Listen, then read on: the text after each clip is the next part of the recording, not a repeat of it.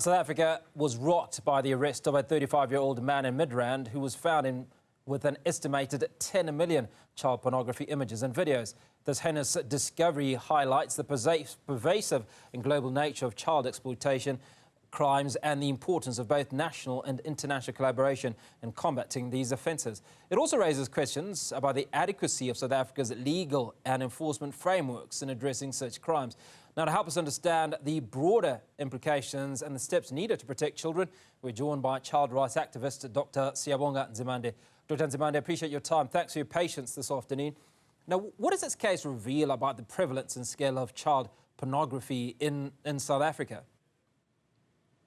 Thank you so much, Hugo. I think first and foremost, one must be able to acknowledge the South African police services and also how they promptly acted when they were alerted about this child abuse and also child pornography that is taking place.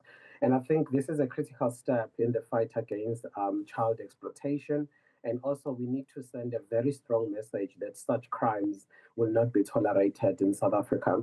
However, I think the impact that it has on children, if you look at 10 million, as it's been said, in images and videos and clips, and it's very important for us to highlight as children's rights movement that this is not a victimless a crime. There are victims behind it, and it will be interesting to see how will it unfold in ensuring the protection of children.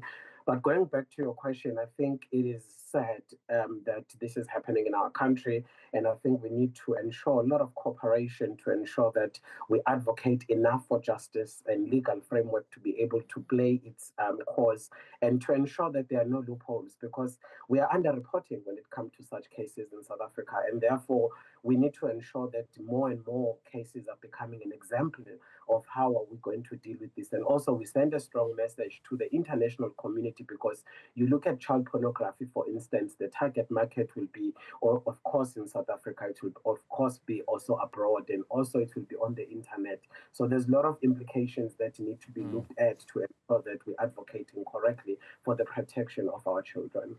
Dr Nzimanade, you've lauded the South African Police Service for their prompt reaction when they were alerted to the issue of this child pornography. But the issue is that this individual had 10 million images and videos, right, which he didn't accumulate in a single moment. He's accumulated these images over time. And the question is, where was the South African police when this individual was accumulating this encyclopedia or directory, whatever you wish to call it, of 10 million images? I mean, that is absolutely horrific. Yeah, and then I think the bigger one for me with that one, as you are saying, these images cannot be accumulated in one day, in 1 month. It means this operation has been going on for such a long time.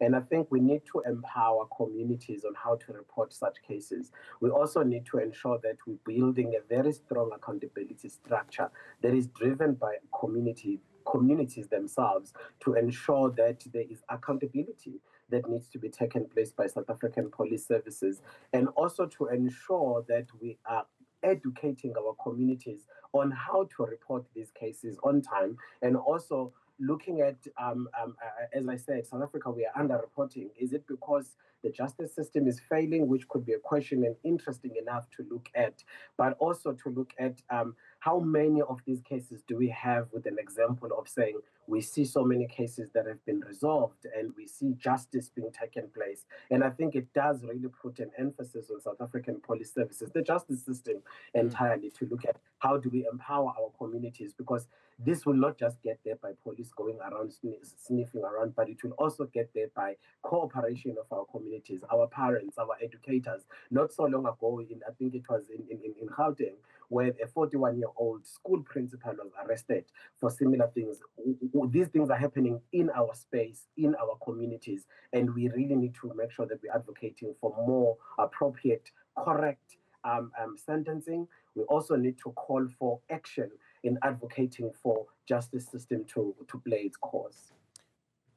You touched on something that's very important, and it paves way for my next question, which is, how do we teach children to recognize and report inappropriate behavior or grooming, especially in digital spaces? Because I think that is the key factor. I mean, you've raised the issue of this 41-year individual from a few weeks ago who was apprehended. We've talked about several teachers in that space who've been sexually grooming young boys and so on.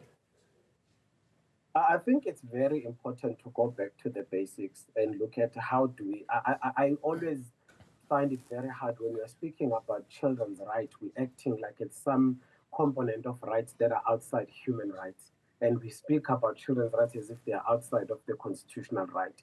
I think not just ensuring that children are fed or they are going to school or they are actually child security, but we also need to make sure that children are safe broadly. And how we're going to achieve that, it is through community education and engagement. And I feel that at the moment, when we're talking about the safety of children and child protection, we have really looked away from actually educating parents, educating and how do parents even know how far do I need to go when I'm protecting my child.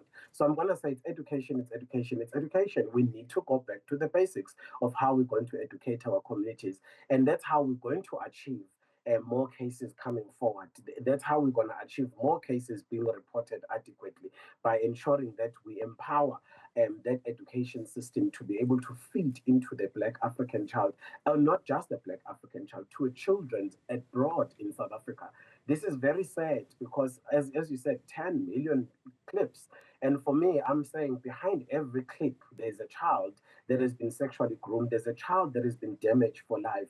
That's going to need a lot of psychosocial support. How do we make sure that government comes to the party? It's not just South African police services, but also assigning the right child psychologists into the cases, but also ensuring that we are assigning the child and healthcare workers into the cases that are going to ensure that children are protected.